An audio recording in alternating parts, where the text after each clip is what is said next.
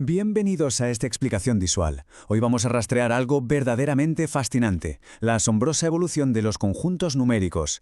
Y bueno, hay que dejar claro desde el principio que no vamos a hablar de los números como si fueran reglas de un libro de texto aburrido. Para nada. Los vamos a ver como lo que realmente son, una respuesta épica del ser humano frente a crisis físicas y filosóficas monumentales. Porque a lo largo de la historia, cada vez que la humanidad se ha chocado contra un muro insuperable, las matemáticas no han tenido más remedio que evolucionar. Así que vamos a dividir este viaje en 6 actos fundamentales. Primero, el origen con los números naturales. Segundo, las deudas y los enteros. Tercero, las fracciones y los racionales. Cuarto, la crisis de los irracionales. Quinto, el mapa de los reales. Y para terminar, el acto 6, el interesantísimo plano imaginario de los números complejos. Vamos allá con el acto 1. El origen y los números naturales. La historia arranca en la mismísima prehistoria, impulsada por una necesidad totalmente instintiva. Imaginemos por un momento a un ser humano de aquella época haciendo marcas en el famoso hueso de Ishango para, pues no sé, llevar la cuenta del ganado o de los días. Ahí, exactamente ahí, nacen los números naturales. Ya sabemos, los que representamos con la letra N. Son simplemente los números que usamos para contar cosas reales, el 1, el 2, el 3 y así sucesivamente. Claro, eran perfectos para cuantificar lo que podíamos tocar, pero de repente surgió un conflicto enorme. ¿Qué pasa cuando se acaba el ganado y físicamente no queda absolutamente nada que contar? Pues bien, para solucionar semejante problema filosófico y súper práctico sobre la nada, apareció en escena un concepto revolucionario: el cero. Esta maravilla de idea nació en la India, hizo un larguísimo viaje por todo el mundo árabe y finalmente llegó hasta nosotros, cambiando las matemáticas por completo. Y es que el cero no solo representaba que faltaban cosas, sino que marcó un antes y un después. Aunque, como era de esperar, las civilizaciones siguieron creciendo y la simple ausencia de objetos pronto se quedó corta como problema. Lo que nos lleva directos al acto 2, las deudas y los números enteros. Con el avance brutal del comercio, sobre todo con aquellos mercaderes de la antigua China y la Europa medieval, apareció una nueva crisis. Ya no era suficiente con saber cuántas ovejas o sacos de grano había en el almacén. El paso de contar la riqueza a tener que calcular las deudas obligó a cambiar por completo nuestra forma de pensar. Ahora también importaba lo que faltaba.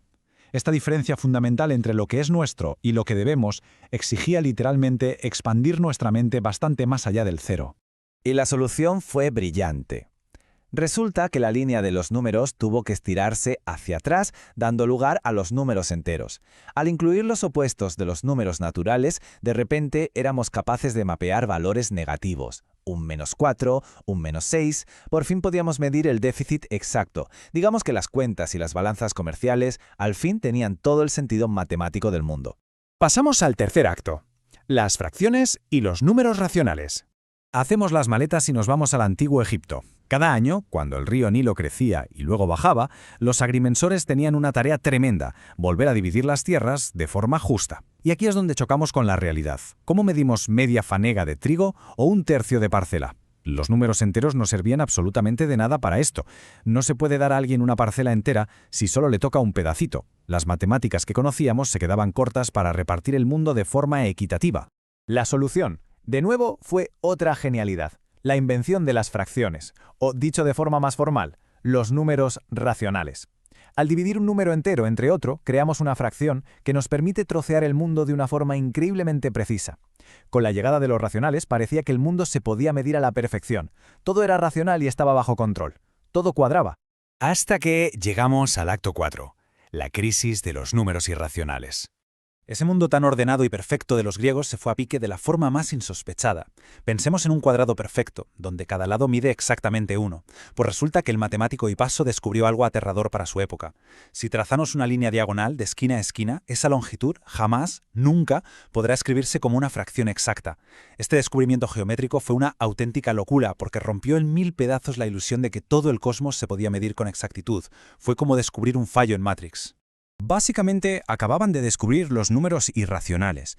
Hablamos de valores como la raíz cuadrada de 2 o el conocidísimo número pi. Son cifras que tienen una cantidad infinita de decimales, que jamás se repiten y en los que no hay patrón por ningún lado. Y lo más fuerte es que estos números demostraron que nuestro universo esconde un caos imposible de medir, conviviendo ahí codo a codo con nuestras fracciones perfectas. Así entramos en el acto 5, la continuidad y los números reales.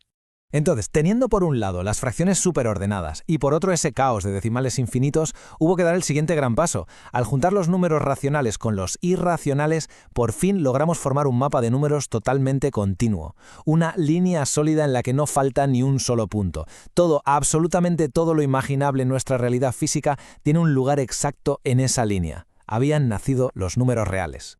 Y gracias a esta fusión, los números reales se han convertido en los reyes absolutos de nuestro mundo físico. Son la herramienta básica que la física y la ingeniería utilizan constantemente. Nos permiten calcularlo todo, desde adivinar la curva exacta que hace una pelota cuando vuela por el aire, hasta medir la frecuencia precisa de una nota musical que llega a nuestros oídos. Y llegamos por fin al acto final, el número 6, los imaginarios y los números complejos. Este último salto nos saca de golpe de nuestra realidad de cada día y nos mete de lleno en cosas casi de ciencia ficción, como la física cuántica o los fractales. Y todo arranca con una ecuación pequeñita y en apariencia inofensiva, un número que, multiplicado por sí mismo, nos dé -1. Claro, según todo lo que sabemos de los números reales, esto es imposible. Cualquier número real al cuadrado siempre da positivo, ¿verdad? Pues esta ecuación se plantó ahí como una barrera de hormigón gigantesca, pidiendo a gritos que las matemáticas dieran otro salto evolutivo. Para lograr derribar ese muro, hubo que inventar algo espectacular, la unidad imaginaria, a la que llamamos con la letra I minúscula. Al aceptar de forma radical que las raíces negativas sí podían tener una solución, abrimos la puerta a una dimensión matemática completamente nueva, los números complejos. Habían logrado resolver lo imposible, sencillamente por tener la audacia de imaginarlo. Y ojo, porque aunque tengan ese nombre tan poco afortunado de números imaginarios, de fantasía no tienen absolutamente nada. Son el motor de la realidad actual. Si no existieran estos números complejos, toda la tecnología en la que se basa nuestro día a día se iría al garete. Nuestros teléfonos móviles, las redes de Internet fallarían estrepitosamente. Y para colmo, jamás podríamos entender cómo se comportan esas partículas subatómicas tan escurridizas. Como hemos podido comprobar en todo este recorrido, las matemáticas son muchísimo más que 4 reglas escritas en una pizarra. Son un idioma vivo, en constante evolución, que nace de esa curiosidad imparable por descifrar el universo. Y esto nos deja con una pregunta fascinante para terminar. Si toda nuestra tecnología actual se apoya en unos números que, en su día, se pensaba que eran imposibles e imaginarios, ¿qué concepto matemático que hoy nos parece una completa locura acabará siendo la base de la realidad de nuestro futuro? Da mucho que pensar. Muchas gracias por acompañarnos en esta explicación visual.